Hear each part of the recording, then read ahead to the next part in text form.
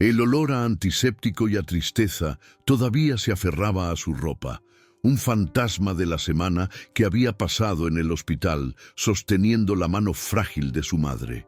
Mientras conducía de regreso a casa, Elena sentía como un nudo de ansiedad se apretaba en su estómago. La última llamada con Marcos había sido corta, casi cortante. Entiendo que tu madre te necesite, Elena, pero aquí también hay cosas que atender. No había un «te extraño» o un «¿cómo estás?». Solo el peso de una obligación no dicha, una que la hacía sentir más como una empleada que como una esposa. La culpa la carcomía, sobre todo al pensar en Amelia, la abuela de Marcos, a quien había dejado al cuidado exclusivo de su suegra, Isabel. Desde que Amelia había empezado a perderse, como decía Isabel, la atmósfera en la casa se había vuelto más densa, más fría. Elena, una arquitecta de paisajes por profesión, encontraba su único consuelo en el jardín trasero. Allí, entre las rosas que había plantado y el pequeño estanque de lirios que había diseñado, podía respirar. Creaba belleza y orden donde sentía que no lo había, un reflejo de su anhelo por la familia armoniosa que siempre había soñado. Amaba a Marcos, o al menos se aferraba con desesperación al recuerdo del hombre del que se había enamorado, aquel que le prometió un futuro lleno de luz y risas, no de silencios incómodos y miradas evasivas. Creía, con una lealtad casi ciega, que su amor sería suficiente para reparar las grietas que aparecían en los cimientos de su hogar. La casa, una imponente construcción en un suburbio donde las apariencias lo eran todo, la recibió en un silencio sepulcral. Era una fortaleza de buen gusto y muebles caros, pero carecía de calor. Elena a menudo sentía que vivía en un museo, uno donde no debía tocar nada, ni siquiera las emociones. Su vida se había convertido en un esfuerzo constante por mantener esa fachada impecable, ignorando la fina capa de polvo emocional que se acumulaba en cada rincón. Los indicios llevaban tiempo allí como susurros en un pasillo oscuro. Pequeñas injusticias que ella se esforzaba por ignorar. En una cena, hacía apenas un mes, Isabel había comentado con una sonrisa afilada: «Elena, querida, te ves agotada. Ese jardín te roba toda la energía». El comentario no era inocente. Era una forma de menospreciar su pasión, su refugio. Elena buscó la mirada de Marcos en busca de apoyo, pero él solo se encogió de hombros y cambió de tema, hablando del mercado de valores. Esa noche, Elena sintió una soledad tan profunda que le cortó la respiración. Luego estaban las conversaciones sobre Amelia. «La pobre ya no es ella misma», suspiraba Isabel, mientras le administraba su medicación. «Es una carga, lo sé, pero es nuestro deber». Elena, que a veces veía un destello de lucidez en los ojos de la anciana, un atisbo de la mujer inteligente que había sido, intentaba decir algo. «El otro día creo que me reconoció. Me apretó la mano». Isabel le respondía con una palmadita condescendiente. «Son solo reflejos, mi niña. No te hagas falsas esperanzas». Y Elena, deseando creer que todo era por el bien de Amelia, se callaba. Se convencía a sí misma de que todo era normal. ¿Qué familia no tenía problemas?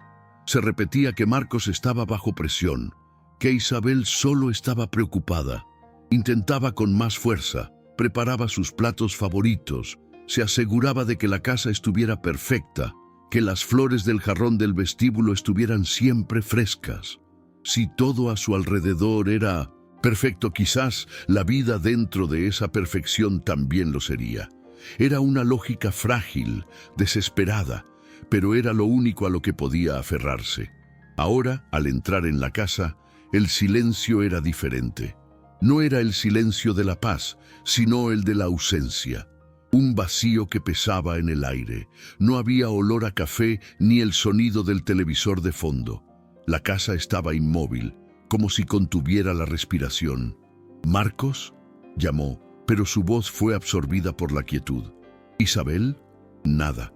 Caminó hacia la cocina, su corazón comenzando a latir con un ritmo ansioso y pesado. Y entonces la vio. Sobre la impecable encimera de mármol, una hoja de papel doblada. Reconoció al instante la caligrafía elegante y puntiaguda de su suegra. La desdobló.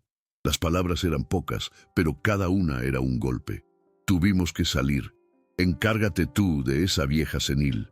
La firma era de ambos, de Isabel y de Marcos. El aire abandonó sus pulmones. Esa vieja senil, el desprecio, la crueldad casual en esas 3 palabras, la dejó sin aliento.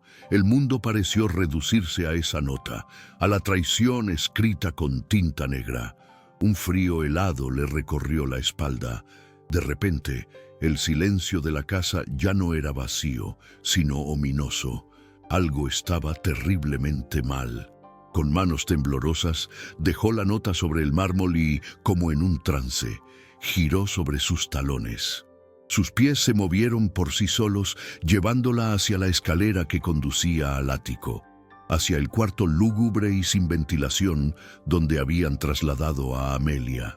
Subió las escaleras hacia el ático con una lentitud que no le era propia. Cada peldaño de madera crujía bajo sus pies como si se quejara por tener que llevarla hacia la verdad que su corazón ya sospechaba. El aire se volvía más denso, viciado. Olía a polvo antiguo, a encierro, a la tristeza de las cosas olvidadas. La puerta del ático estaba entreabierta, una invitación silenciosa a la boca del lobo. Empujó la madera áspera y el olor la golpeó con más fuerza, una mezcla de naftalina y enfermedad. La habitación era un depósito de muebles, cubiertos con sábanas blancas, fantasmas de una vida pasada. En un rincón, bajo una única ventana sucia que apenas dejaba pasar una luz gris y enfermiza, había una cama de hierro, y en ella una figura tan inmóvil que por un instante Elena temió lo peor. Se acercó, conteniendo la respiración. Era Amelia. Su piel, estirada sobre los pómulos afilados, tenía la translucidez del papel de cera. Su cabello blanco, antes recogido con esmero, estaba esparcido sobre la almohada amarillenta. Su respiración era un hilo tan frágil que Elena tuvo que inclinarse para percibir el levísimo movimiento de su pecho. El abandono era absoluto. A su lado, en una mesita de noche desvencijada, un vaso de agua con una capa de polvo flotando en la superficie y un plato con restos de comida reseca. La rabia, una emoción pura y caliente, comenzó a disolver el nudo helado de su estómago. Dejando su bolso en el suelo, se sentó en el borde de la cama, que protestó con un chirrido metálico. Con cuidado, tomó un pañuelo limpio de su bolsillo, lo humedeció con el agua de una botella que llevaba consigo y comenzó a limpiar suavemente los labios agrietados de la anciana. Fue entonces cuando ocurrió. Los ojos de Amelia se abrieron de golpe. No eran los ojos nublados y perdidos que Elena recordaba. Eran 2 pozos de una lucidez helada, brillantes de una furia ancestral que la paralizó. Elena retrocedió por instinto, el pañuelo cayendo de su mano. La anciana la siguió con la mirada, una mirada que la evaluaba, la medía, la desnudaba. Luego, su voz, un susurro que no tenía nada de frágil, rasgó el silencio opresivo de la habitación. Sonó como el acero rozando la piedra.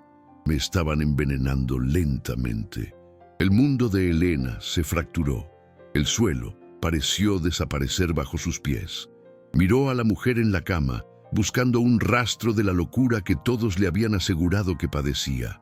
No lo encontró.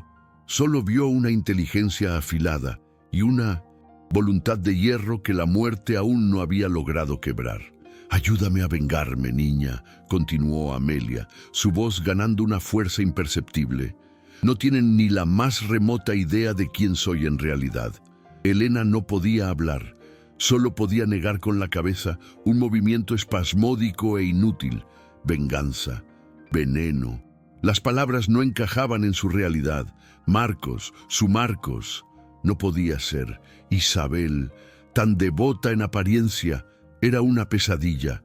«No seas tonta», siseó Amelia, adivinando sus pensamientos. El amor te ha vuelto ciega. ¿Crees que esa nota en la cocina fue un descuido? Fue un mensaje para ti. Creen que eres débil. Creen que te quedarás aquí, viendo cómo me apago, y luego llorarás en el hombro del asesino de su abuela.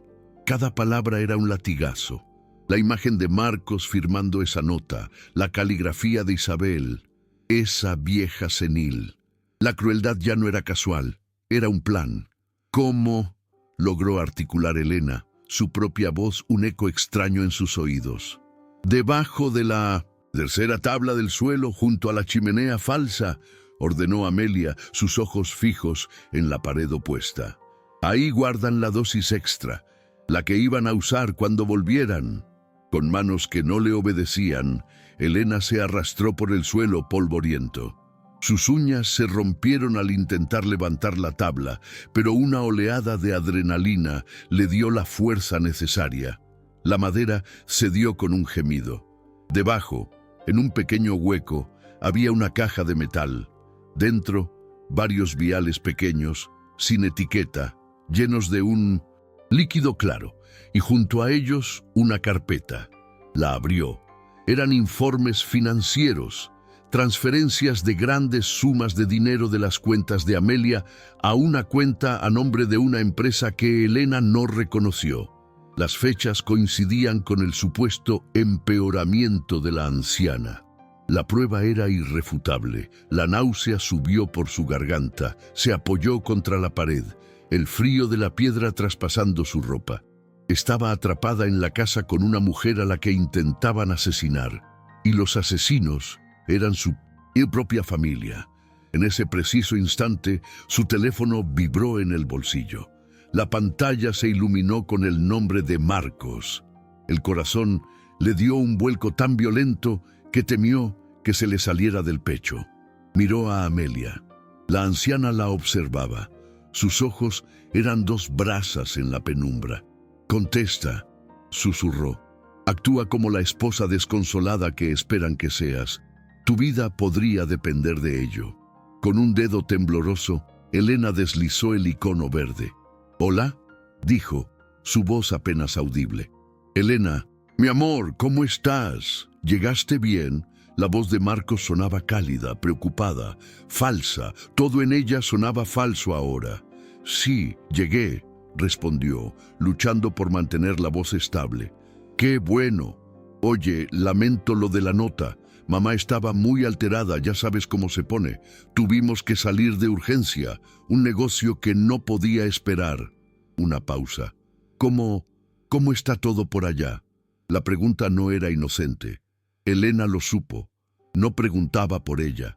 Miró los viales en el suelo, la cara pálida de Amelia en la cama, el veneno y la víctima. «Todo tranquilo», mintió. La palabra le supo a ceniza en la boca. «Ella está igual, durmiendo». «Ah, bueno, es lo mejor para ella, ¿no crees? Que descanse». Otro silencio cargado de significado. «Cuídate mucho, ¿sí? Volveremos en unos días. Te amo».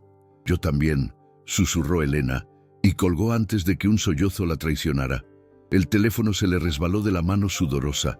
Se quedó mirando la pared, la conversación repitiéndose en su mente. No había amor en esa llamada, había una verificación. Estaban comprobando si el plan seguía su curso. Se levantó, sus piernas se sentían extrañamente firmes. Caminó de vuelta a la cama. El miedo seguía ahí, un animal agazapado en su interior, pero ahora estaba acompañado de algo más. Una furia fría y clara como el cristal. La mujer sumisa que había entrado en esa casa, la que regaba las rosas y creía ciegamente en un amor de fachada, había muerto en ese ático. Miró a Amelia y por primera vez vio más allá de la anciana frágil. Vio a una superviviente, a una guerrera. «¿Qué quieres que haga?», preguntó Elena. Su voz ya no temblaba. Era la voz de una cómplice, la voz de una vengadora. La sonrisa de Amelia fue delgada, afilada como un trozo de vidrio. No tenía nada de la dulzura que uno esperaría de una abuela. Era la sonrisa de una jugadora de ajedrez que ve el jaque mate a 10 movimientos de distancia. «Lo primero que harás», dijo, su voz recuperando una resonancia que desmentía su fragilidad física, «es dejar de ser la víctima que ellos creen que eres. El miedo es un lujo que ya no podemos permitirnos. Ahora, escucha con atención». Los días que siguieron se convirtieron en una existencia clandestina dentro de su propia casa. La mujer sumisa que había entrado en el ático murió allí arriba, entre el polvo y los secretos. En su lugar nació una estratega, una ejecutora silenciosa. Elena se movía por la casa con una nueva economía de movimientos, cada paso con un propósito. El hogar opulento ya no era una jaula dorada, sino el tablero de juego. Amelia, desde la cama que había sido su prisión, se convirtió en su reina, dictando cada jugada con una lucidez asombrosa. En mi estudio, detrás de la tercera fila de libros de la estantería de la izquierda, hay una caja fuerte. La combinación es la fecha en que mi esposo compró su primer barco, 18 de agosto de 1958, instruyó Amelia una mañana mientras Elena le ayudaba a sentarse. Su mente era un archivo impecable, un laberinto de fechas, cifras y nombres que la medicación no había logrado borrar. Elena encontró la caja. Dentro no había joyas, sino carpetas, poderes notariales, testamentos, escrituras, el arsenal de Amelia. El siguiente paso era contactar al único hombre en el que Amelia confiaba, su abogado y viejo amigo Arthur Davis, a quien Isabel y Marcos habían alejado con mentiras sobre el deterioro de su madre. El corazón de Elena martilleaba contra sus costillas mientras marcaba el número. La voz de Davis al otro lado de la línea era escéptica, cansada. «Señora Ferrer, entiendo su preocupación, pero doña Amelia no está en condiciones de tomar decisiones. Él va a decirte que no puede ayudar», había anticipado Amelia. «Dile esto y solo esto. Los sauces del lago todavía lloran por el verano perdido». Elena repitió la frase, sintiéndose ridícula. Hubo un silencio tan profundo en la línea que pensó que le había colgado. Luego, la voz de Davis regresó, completamente transformada. Era nítida, alerta. «¿Dónde está ella? ¿Está a salvo?» La alianza se había forjado. Las llamadas de Marcos se convirtieron en un teatro macabro. Elena aprendió a modular su voz, a inyectarle la cantidad justa de agotamiento y desesperación. «Está peor, Marcos», sollozaba al teléfono mientras Amelia, sentada frente a ella, comía un caldo de pollo que Elena le había preparado. «El médico dice que es cuestión de tiempo.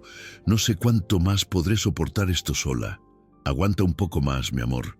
Ya, casi terminamos aquí», le respondía él, su falsa compasión ahora tan transparente para Elena que le provocaba náuseas.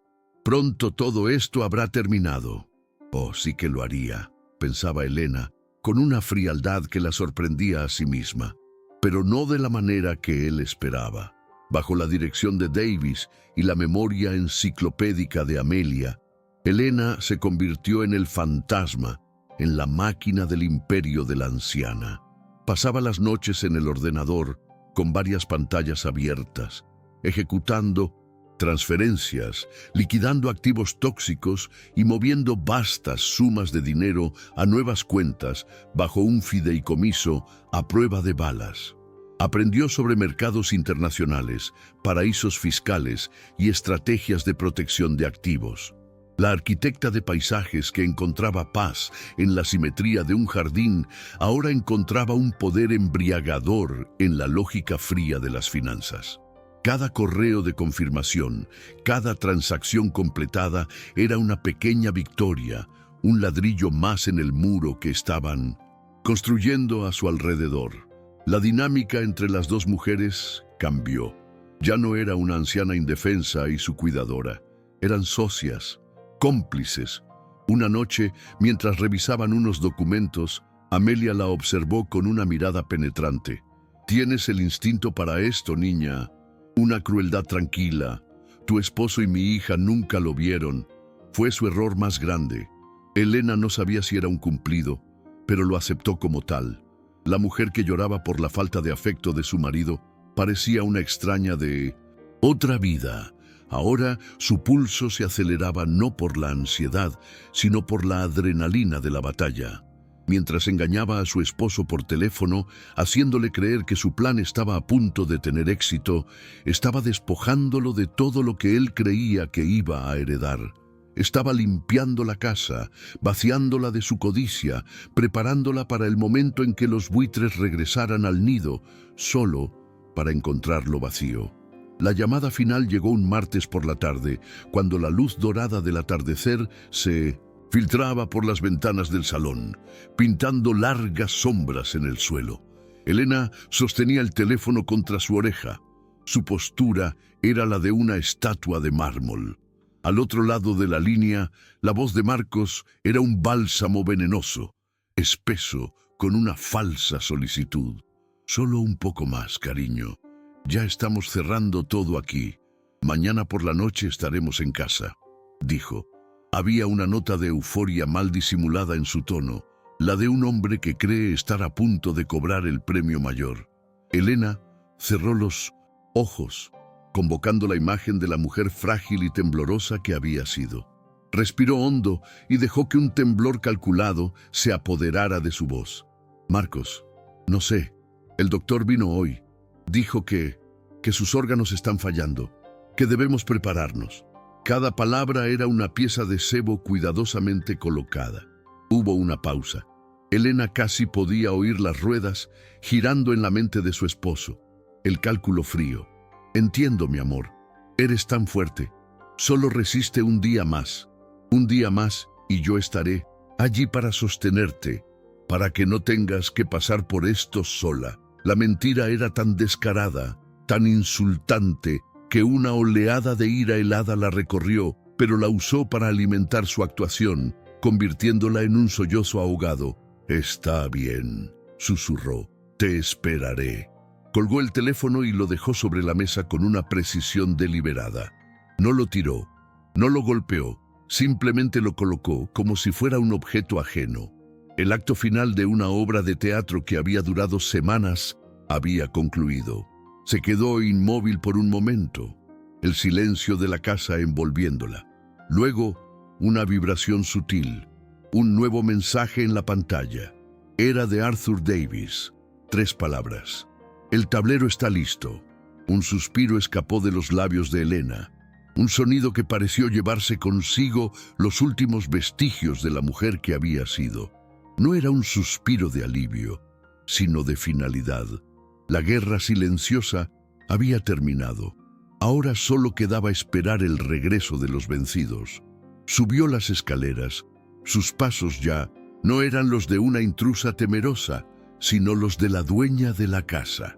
Encontró a Amelia sentada en un sillón junto a la ventana de su antiguo dormitorio, no en el ático. Habían trasladado sus cosas hacía una semana. La anciana miraba hacia el jardín, el que Elena había descuidado por completo. Las rosas estaban marchitas y las malas hierbas comenzaban a reclamar el terreno.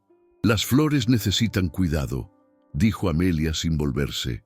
Su voz, que había sido un susurro agrietado, ahora tenía el timbre claro y metálico del poder. No he tenido tiempo para ellas, respondió Elena, deteniéndose en el umbral. Amelia finalmente giró la cabeza. Sus ojos, antes nublados y distantes, ahora eran tan afilados como fragmentos de obsidiana. La examinaron de pies a cabeza no con afecto, sino con la evaluación de un general inspeccionando a su mejor soldado después de una batalla sangrienta. No, dijo Amelia, una media sonrisa dibujándose en sus labios delgados. No lo has tenido.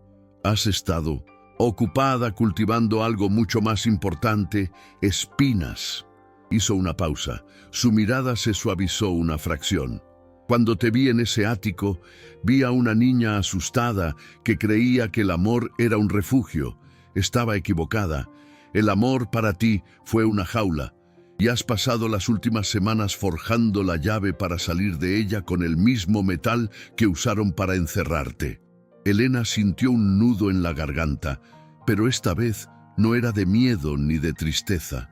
Era algo más. Reconocimiento. Se acercó y se sentó en la otomana frente a Amelia. Por primera vez se sentían como iguales. Dos generaciones de mujeres que habían sido subestimadas por los mismos hombres. «Vuelven mañana por la noche», dijo Elena en voz baja. «Lo sé», respondió Amelia. «Puedo oler su codicia desde aquí. Creen que vienen a reclamar un reino. Encontrarán solo cenizas y un testamento que no lleva sus nombres». Esa noche, Elena no durmió. Vagó por la casa silenciosa, un fantasma en su propio pasado. Se detuvo frente al gran espejo del vestíbulo. La mujer que le devolvía la mirada era una extraña. Había perdido peso y unas ojeras sutiles ensombrecían sus ojos. Pero no era eso lo que la hacía diferente. Era la quietud en su mirada, la ausencia total de súplica. La mujer en el espejo no esperaba la aprobación de nadie. No buscaba amor en miradas evasivas. No pedía permiso para existir. Había descubierto que la fuerza no provenía de mantener una fachada perfecta, sino de tener el coraje de demolerla hasta los cimientos, cuando se construía sobre mentiras. El dolor la había vaciado, sí, pero en ese vacío había plantado algo nuevo, algo suyo, algo que nadie podría volver a arrebatarle. A la mañana siguiente, mientras el sol se levantaba, Elena bajó a la cocina. Ignoró la nota de su suegra, que todavía estaba sobre la encimera, un recordatorio de la traición. En su lugar, preparó 2 tazas de té negro, fuerte, sin azúcar. Subió con la bandeja y se la ofreció a Amelia. Se sentaron juntas en silencio, viendo cómo el mundo despertaba. No había nada más que decir. Todas las estrategias habían sido ejecutadas, todas las mentiras contadas. Solo quedaba un acto final. La calma que reinaba en la casa no era de paz, sino de anticipación. Era el silencio tenso de la cuerda de un arco estirada al máximo, justo antes de que la flecha sea liberada. Estaban listas. La tormenta estaba a punto de llegar a casa y por primera vez en su vida, Elena no tenía miedo de mojarse. Estaba ansiosa por bailar bajo la lluvia. Sonido del motor de un coche deteniéndose en la entrada fue la única señal. Ni Elena ni Amelia se sobresaltaron. Estaban esperando. Amelia estaba sentada en su sillón favorito en el salón principal, un trono desde el que había gobernado su vida antes del exilio en el ático. Llevaba un vestido de seda de color azul marino y un chal de cachemira sobre los hombros. Su cabello blanco estaba recogido en un moño elegante, y en su rostro no había rastro de enfermedad, solo una calma glacial. A su lado, en una pequeña mesa, una taza de té intacta. Elena, de pie junto a la chimenea, no llevaba el luto que ellos esperarían. Vestía un sencillo pantalón negro y una blusa de color crema. Su postura era erguida, sus manos entrelazadas con calma frente a ella. Era la imagen de una anfitriona esperando a sus invitados, no la de una viuda en duelo o una esposa rota. El chasquido de la llave en la cerradura sonó anormalmente fuerte en el silencio expectante. La puerta se abrió. Marcos e Isabel entraron. Sus rostros una mezcla de agotamiento por el viaje y una codicia apenas contenida. No encontraron la penumbra del luto que habían anticipado. No encontraron a una Elena llorosa corriendo a sus brazos. En su lugar, se toparon con un salón principal brillantemente iluminado y con 2 mujeres que los observaban como si fueran especímenes bajo un microscopio. La primera en reaccionar fue Isabel. Su sonrisa ensayada se congeló, transformándose en una mueca de incredulidad y furia. Sus ojos se clavaron en su madre, sentada y alerta. ¿Qué es este circo? Siseó su voz un látigo. ¡Tú! Deberías estar en la cama. Marcos, más astuto, intentó recuperar el control. forzó una expresión de preocupación, avanzando hacia Elena. «Elena, mi amor, ¿qué pasa? ¿Estás bien? Mamá, por favor, no te alteres». Elena levantó una mano, un gesto pequeño pero cargado de una autoridad que lo detuvo en seco. «Siéntense, por favor», dijo. Su voz era tranquila, desprovista de emoción. «Hay alguien que tiene que hablar con ustedes». No era una petición, era una orden. La confusión los paralizó por un instante, lo suficiente para que sonara el timbre. Elena fue a abrir. En el umbral estaba Arthur Davis, con un maletín de cuero en la mano y una expresión tan severa como la de un juez a punto de dictar sentencia. Isabel palideció. «Arthur, ¿qué haces tú aquí?» «Isabel, Marcos», saludó Davis con un asentimiento gélido, entrando en la sala y colocándose junto a Amelia. No les ofreció la mano. Abrió su maletín sobre la mesa de centro con una precisión metódica. «Estoy aquí en mi calidad de representante legal de mi clienta, la señora Amelia de la Torre». El apellido de soltera de Amelia resonó en la habitación como un disparo. Marcos intentó reír, un sonido hueco y nervioso. «Arthur, creo que hay un malentendido. Mi abuela no está en condiciones de... Mi clienta goza de una salud mental y física excelentes», lo interrumpió Davis, su voz cortante como el filo de un bisturí. «Ahora que ha cesado la administración no autorizada de ciertos sedantes que ustedes le suministraban», sacó un primer documento. «Esta es una orden de restricción que les prohíbe acercarse a menos de 500 metros de la señora de la Torre y de esta propiedad». El rostro de Isabel pasó del desconcierto a una máscara de furia púrpura. «¡Esto es ridículo! ¡Esta zorra te ha lavado el cerebro!», gritó, señalando a Elena con un dedo tembloroso. Davis la ignoró por completo, sacando otra carpeta. «Estos son los documentos que confirman la revocación de todos los poderes notariales que ustedes ostentaban. Y estas», continuó, esparciendo una serie de extractos bancarios sobre la mesa, «son las pruebas de la transferencia completa de todos los activos, acciones y propiedades del fideicomiso de la Torre a una nueva entidad controlada exclusivamente por mi clienta». El silencio que siguió fue más pesado que cualquier grito. Marcos miraba los papeles, su rostro perdiendo todo color. La herencia, el imperio que creía suyo, se había evaporado. «Finalmente», dijo Davis, su tono volviéndose aún más grave, «tenemos aquí el informe toxicológico completo, junto con el testimonio jurado del personal médico y la evidencia de sus actividades fraudulentas. Una copia de todo esto ya ha sido entregada a la oficina del fiscal del distrito. Se enfrentan a cargos por fraude, abuso de ancianos y tentativa de homicidio». Fue entonces cuando Marcos se quebró. Se giró hacia Elena, sus ojos suplicantes, su máscara de esposo preocupado, volviendo a su lugar en un último y patético intento. «Elena, mi amor, por favor, no sé qué te han dicho, qué mentiras te han contado, pero todo esto es un terrible malentendido. Somos una familia. Podemos arreglar esto». Elena lo miró y por primera vez no vio al hombre del que se había enamorado, ni siquiera al monstruo que había descubierto. Vio a un extraño, un hombre débil, patético y codicioso, encogido por la pérdida de un dinero que nunca había ganado. Pickleseed, último vestigio de amor, de lealtad ciega, se convirtió en cenizas y se lo llevó el viento. Se acercó a él, lo suficiente para que pudiera ver la calma absoluta en sus ojos. No había odio, no había dolor, solo una finalidad vacía. «No hay nada que arreglar, Marcos», dijo en voz baja, pero cada palabra resonó en el silencio mortal de la habitación. «La familia que tú y tu madre imaginaron se construyó sobre una mentira, y esa mentira acaba de derrumbarse». Hizo una pausa, su mirada abarcando a Cinto. «Los dos, ahora por favor, salgan de mi casa».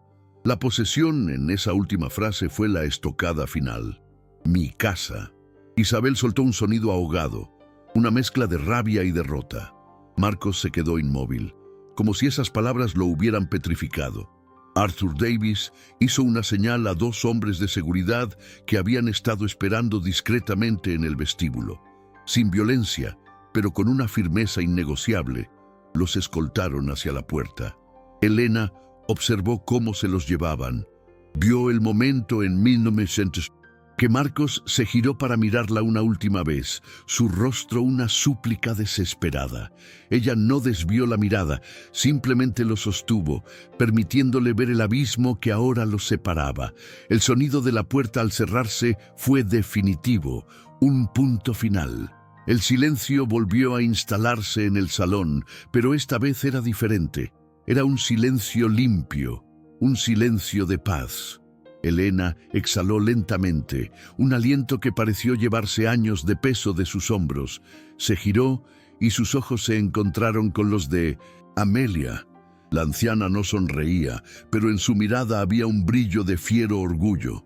Asintió levemente, un gesto de reconocimiento de una reina a otra. La batalla había terminado, y ellas habían ganado. Un año después, la casa ya no olía a encierro ni a secretos. Olía a pintura fresca, a madera de cedro y al aroma cítrico de los lirios que Elena había plantado en el vestíbulo. El opulento mobiliario de Isabel había desaparecido, reemplazado por un estilo minimalista y funcional que dejaba espacio para que la luz del sol inundara cada rincón. Era un hogar, no un mausoleo. Elena caminaba por el pasillo principal, no con la incertidumbre de quien teme hacer ruido, sino con la seguridad de quien pisa su propio territorio. Su cabello, ahora cortado en un elegante bob, se movía con ella. Su rostro había recuperado el color, y aunque sus ojos aún guardaban la memoria de la tormenta, ahora brillaban con el fuego de un propósito claro. Ya no era la arquitecta de paisajes que buscaba consuelo en 1900. La tierra. Ahora era la arquitecta de su propio destino, construyendo sobre los cimientos de un imperio que nunca supo que existía. La tarde en que Marcos e Isabel fueron escoltados fuera de la casa, Amelia no dijo nada. Simplemente observó a Elena, que se había quedado mirando la puerta cerrada, como si esperara que los fantasmas regresaran. Entonces, la anciana, con una fuerza que desmentía su aparente fragilidad, se levantó de su sillón. Caminó hasta un antiguo secreter de caoba, lo abrió y extrajo una pequeña llave de hierro oxidado. Se la tendió a Elena. La venganza fue solo para limpiar la casa, dijo con su voz rasposa, ahora teñida de una media sonrisa. El verdadero trabajo empieza ahora. La llave abría una caja de seguridad en el suelo del estudio, oculta bajo una alfombra persa. Dentro no había joyas ni dinero. Había una serie de pasaportes con diferentes nombres, pero con la foto de una Amelia mucho más joven, junto a títulos de propiedad de corporaciones internacionales y carpetas con nombres en clave. Elena comprendió en ese instante que no había salvado a una abuela indefensa. Se había convertido en la aprendiz de una matriarca que movía los hilos de un imperio desde las sombras. Ahora, sentada en el que fuera el estudio de Amelia, ahora el suyo, Elena finalizaba una videoconferencia en alemán fluido con un equipo de abogados en Zúrich. En la pantalla, un gráfico mostraba la exitosa adquisición de una empresa de tecnología. Colgó la llamada con una sonrisa satisfecha. Sobre su escritorio, junto a un ordenador de última generación, descansaba aquella vieja llave de hierro, un recordatorio constante de que su vida anterior no había sido un fracaso, sino un prólogo necesario. Amelia, que pasaba la mayor parte del tiempo en la casa de campo junto al lago, recuperando su salud y escribiendo sus memorias, actuaba como su mentora a distancia. Sus mensajes eran cortos, crípticos, desafíos que empujaban a Elena a ser más audaz, más inteligente. Había transformado el dolor de la traición en un combustible inagotable. La lealtad ciega que una vez depositó en un hombre indigno Ahora la invertía en sí misma, en su capacidad para aprender, para crecer, para dominar un mundo que le era completamente nuevo. Había encontrado una familia no en lazos de sangre, sino en una alianza forjada en el fuego de la supervivencia. A veces, desde la ventana de su estudio, miraba el jardín trasero. Estaba completamente rediseñado. Donde antes había rosas marchitas que representaban un amor moribundo, ahora crecían árboles de ginkgo, símbolos de resiliencia, y un estanque sereno donde nadaban peces koi de colores vibrantes. Ya no necesitaba crear belleza fuera para compensar el caos interior. Había encontrado la paz dentro de sí misma, una paz sólida, ganada a pulso. Se dio cuenta de que la caída más devastadora de su vida no había sido un final, sino una demolición necesaria. A veces hay que derrumbarlo todo, hasta los cimientos, para poder construir algo verdadero, algo fuerte, algo que nadie pueda volver a quitarte. La historia de cada uno está llena de finales inesperados, pero también de comienzos que nunca nos atrevimos a imaginar. Con coraje, paciencia y la determinación de levantarse una vez más, siempre es posible reclamar las páginas en blanco y escribir un futuro propio. Comenta de qué país estás viendo este video. Y si quieres oír más historias de coraje y renacimiento, suscríbete al canal.